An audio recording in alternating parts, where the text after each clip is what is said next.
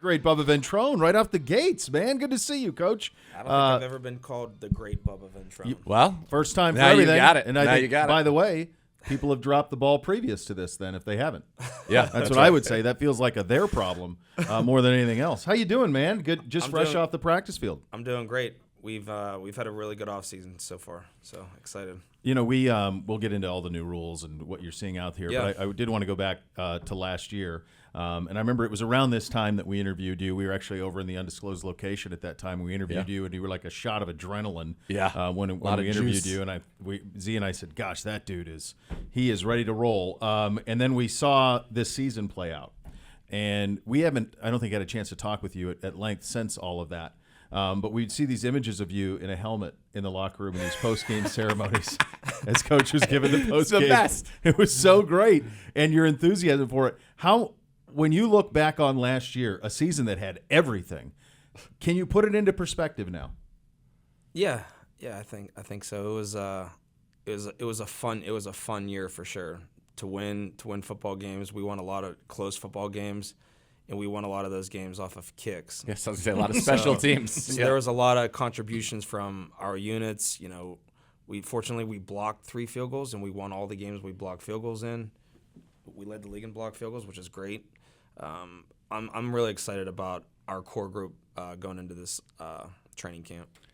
How nice is it to have that continuity? You think about the guys that, bombs from Corey Bajorquez, Charlie still at the long snapper. You bring back Dustin Hopkins, who was so great.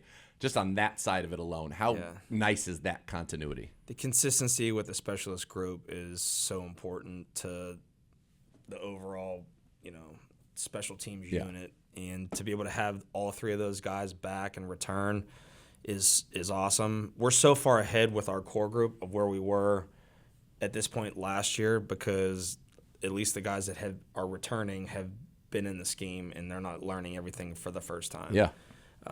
But I feel really good about our group. You think about last year, you mentioned D-Hop and Corey, and of course, what else do they have in common other than being great that neither one was able to finish because we had the injuries that happened. D-Hop was unbelievable. And then much like the rest of the roster, you had to find other people to do it. You rarely see that where you lose both the kicker and the punter. Has that ever happened the same before? Game. And it was you don't see that often. It's never happened to me before. Hopefully, it never happens. Right, that's right. Once is enough. Yeah, but there is that next man up thing, and then you guys had to do that too because you're chasing the postseason. And that's what the NFL is about. That it's there's gonna be injuries. The game of football, it's inevitable. It's going to happen. It's how well can you train and prepare the guys that are on the practice squad, and then obviously have the off the roster emergency list of guys that you're familiar with and just do the right thing. So I feel, like our coaching staff did an incredible job top to bottom last year with that. There's no doubt about it. What's it like having Cade back? It's been good. It's been good. He's I feel like he's in a better mindset. He looks more relaxed to me. Yeah. The on-field stuff has been pretty good. We're gonna hopefully have a team field goal period at some point in the next 2 weeks. But no, him and Lucas and Corey have been doing a good job. That's awesome. You think about drafted the way he was, makes his first game ever as a 58-yard walk-off winner in Carolina, and then adds his struggles, gone, goes to another place, and now back. You're right, probably a little bit relaxed. The pressure's not on him to be the savior at that position today. It's being a specialist is different than being a position player. Sometimes it just takes more time for a kicker, for a punter to make it. There's a handful of guys that have had really good careers that struggled early on, like Carlson in Vegas was cut in Minnesota right away. And they drafted him, I want to say, in the 5th round maybe. You see Jake Bailey in Philly was drafted by Cincinnati. They cut him before the season even started. And now he just got a ridiculous contract in Philly. So I think there's something to be said about having patience with those guys, and fortunately we were able to get him back, and now he can use this time to develop and become a the clay's there. There's no doubt he's got immense talent. Yes. Well, it's we hear people use the analogy before, and I think for our audience, you try to wrap your head around what that job is, and that job is we really don't ever want to know their name until we want to know their name, Yep. kind of thing. Like, we don't want to notice them, especially like, oh, wow, who's that doing that? And that's it's a lot like golf, right? For people who golf, like, there's a lot of time in between, and then you get on a tee box, or you get back deep if you're a punter, or you line up to land a kick, and then the expectation is make the thing. And if you don't, it's like, what happened? Yeah. And that takes a mental toughness. Can you coach that? I think it's honestly just trying to put them in that environment as much as you can, treating every practice rep like the game. I know it's hard to do that, but it really is like you just have to have that mindset. If you do miss a kick, you just got to put it to bed. Like, make the correction fast, apply it to the next rep, and can't compound. So, the faster, and I think, like, I know with Dustin does a really good job of self-diagnosing. Like, he knows what he did on a bad rep. He comes back, fixes it. I think that's what we need to get to with Cade. So, all right, let's talk about what may be a fun thing, or maybe to you is not a fun thing. But for the first time, you've got completely new kickoff rules. It's going to promote a lot of returns. And do you remember we were talking a year ago? I think it might have been off air. Yeah. We talked about, like, are they going to get rid of the kick? Get rid of it completely. Yeah, right. I mean, that was like a year ago. We're like, boy, and we're like, we can't have that. And now this. I'm going on record. I think the record for kickoff return touchdowns in the NFL will be shattered this year. I think there will be a lot of house calls this year. What do you think? I think that could be right. I feel that this is an opportunity to make a play on both sides. I think that you can have really good coverage versus play. I think that you can have really good returns versus play. It's how you execute. And I think that early on in the season, you're definitely going to see a lot of different schemes, and there's going to be there's going to be a lot of copycat to everything that other people are doing, especially like in the preseason. And I think that you just have to understand that it's an ongoing, like, throughout training camp, it's going to be an ongoing trial and error with the play to get it right. So let's say you guys have discovered something, and you're like, okay, this is going to work. How do you decide? And I'll go back to last year when we were joking in here. I'm like, hey, maybe you should have Myles Garrett block a kick, and you'd been sitting on that all year. Unleash it against Indianapolis, and he blocks the kick. How hard what's that balance going to be like? Because I'm sure you said there's going to be a lot of copycatting. You don't want to show, if you guys think you really have something that's going to work, you don't want to show it at all. Right. How does that, as a coach and a staff, how do you guys kind of go through, Yeah. okay, we've got it, it's going to work once, and then they're going to be on to it, but when do we need that? I don't know. I don't know if I can give you a direct answer on that, or like, or if I feel like I have the secret out there. But I mean, back to the block field goal. I mean, that was ridiculous. That guy is he's a complete freak. Yeah. And I'm glad he's on our team. But no, I feel like, like I said, there's going to be a lot of trial and error with the play, and then just, finagling a few things throughout training camp, trying to put your guys in the best spot to make a play. Obviously, we want to have explosive guys in the back end returning. We have a good group of skilled players that we've been getting reps to. You have guys that are not even out there right now, but Naheem obviously has a history. Yeah. Jerome Ford's explosive. Pierre. We've been getting like Elijah, Sid Tillman. All those guys have caught balls back there. And, Did they? Yeah. I'm sorry, Coach. No, you're good. Did anyone consult with any of you guys, like special teams coordinators? Like, hey, what do you think about this? Was there any dialogue behind the scenes in the league about, like, hey, we're thinking about making this change. What do you guys think of it? About the play? About the play. Yeah, so we actually met as a coordinator, like all the coordinators met at the combine, and it had been in talks that the play was going to be something similar to this. So we kind of like made the play up. Oh. Kind of came from like the XFL. Obviously XFL like background to it, and it's a different play because there can be a lot more scheme with how ours is set up, because they were already aligned on the 35. Ours, our kickoff players are on the 40, and now we have 7 guys on the front line as blockers on the 35, and then you can have 2 off of that. So now you have like certain levels. They only had 1 returner. Mm-hmm. We're able to have 2 returners in the landing zone, which is the 20-yard line to the goal line. Yeah. So you can do more things off of it. It's so damn exciting. It is exciting because the league doesn't do this. The league doesn't make wholesale changes, fundamental changes to the way the game is played very often. Right. It's not. I mean, it's this league. We've done things the same way for a long time, and you make a little tweak here or there. But this is, I think there are going to be fans. I mean this. There are going to be fans the first preseason game or the first time this is done. Going, what is it? What is this? What's happening? What is this? Yeah. What are they doing? I promise you, that's going to happen. I think it takes a play that has become kind of obsolete.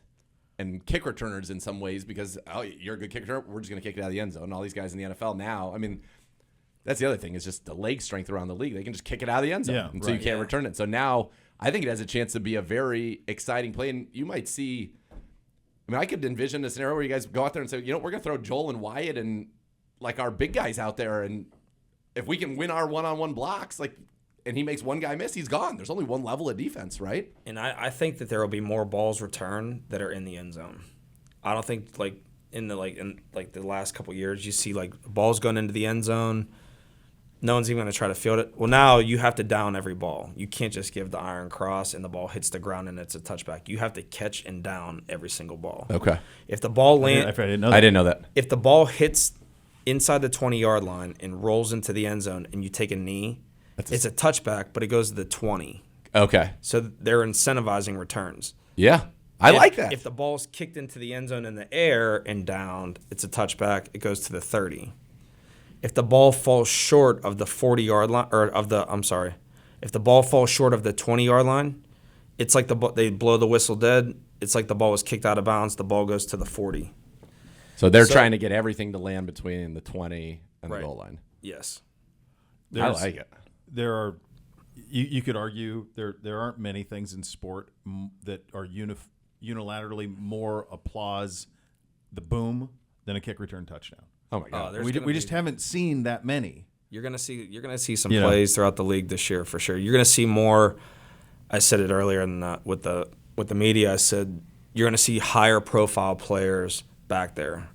It's another opportunity to get a really good football player the ball, like one of your best players the ball. Yeah, and it's in many cases it feels to me, we were talking about it, that you get a lane, one cut, and if you're through, you're going to be gone. You're going to see a wide variety of the guys are actually handling the ball too. Like I think some of the, like I said this earlier, some of the concepts you're going to see you're going to see some kick return concepts. You're also going to see some punt return concepts because you are allowed the blocking. You're allowed to go get on the kickoff team right away. So just think about that. That plays like a punt return almost. Yeah. So you could see like smaller guys. You could see bigger guys back there, and you're gonna see a variety of players. How do you balance? In the past, it was kind of like all linebackers, safeties, and tight ends, right? Because you needed speed, but guys that were big enough that could tackle. Yeah. Now, because it's a compressed area, for sure, are you going to see bigger guys on both sides? And because then all of a sudden, those guys now they don't take up as much space or cover as much space. Right. So, I think you will. I think you'll see bigger guys on the return unit. I think you'll see bigger guys.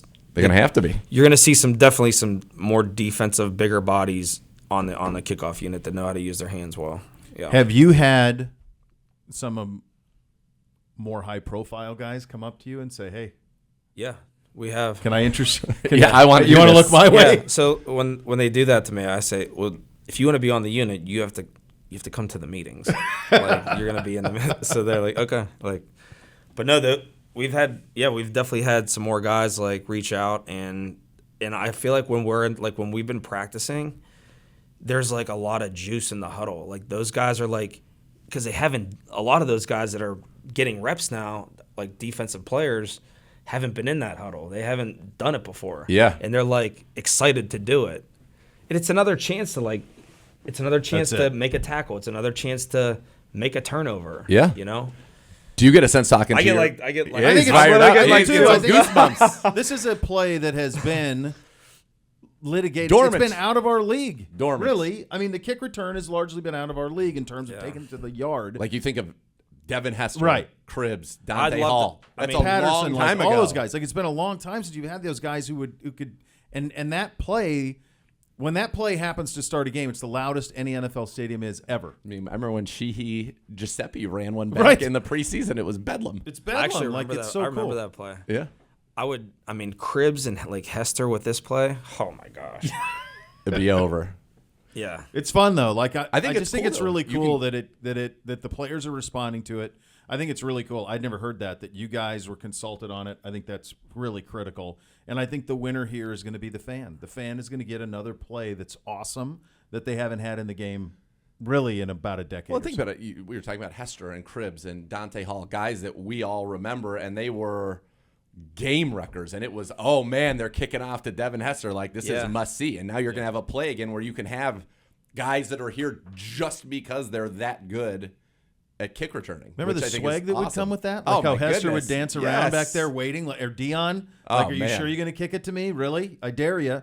Like, that's we need that back, and now it seems like we're going to get it. Talking to your colleagues around the league, are they having the same kind of experience where everybody's in, like, this is an exciting thing, everybody's into it? I haven't really talked to them about that. Okay. Whenever I like have those conversations, it's been more like, hey, what have you been drilling on it? Like, because we haven't been really able to go against each other, and even now, like, you can't be physical in the practice. Right. So those conversations have been more like, what are you guys drilling? Like, what types of drops have you been doing? Things like that. So will this get like extra time, to your point, that you in like training camp than you would have spent on kickoff in years past? Yes. Yeah. Definitely. Yeah. Because you're gonna have to see it at speed. You're gonna have to see it with pads on. You're gonna have to see it with different body types to figure out what's the best way to configure your coverage group and your return group. Like, which guys can do what the best.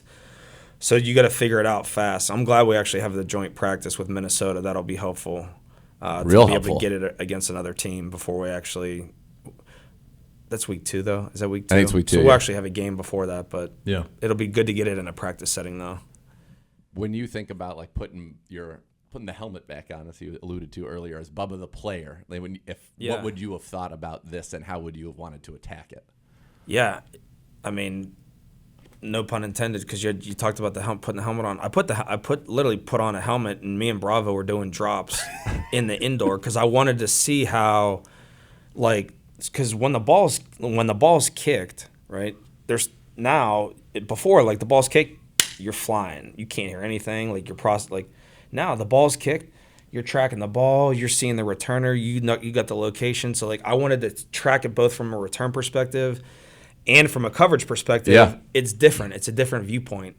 But for me, like, I think that this play can be really good for both sides. I would have liked to have I like covering from the old school. I would have liked doing this as well. I really would.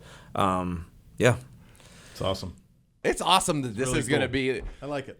I mean, I've been fortunate to be in the booth, obviously, for 2 years, and the opening kickoff's usually like, and Jim would be like, and we're underway. Kicks out of the end zone, first and 10 on. It's not going to be like that. No, yeah, so there's going to be because you can, right? You get an opening kickoff, take that. That is a tone setter. I mean, Naheem did it in Buffalo, obviously, after the DeMar Hamlin tragedy. Yeah. Unbelievable. Yeah. Yeah. I think it's going to be fun. It is. Yeah. Glad you're watching over it, buddy. Yes. Good seeing you. Yes, we are. Yeah, good seeing you guys, too.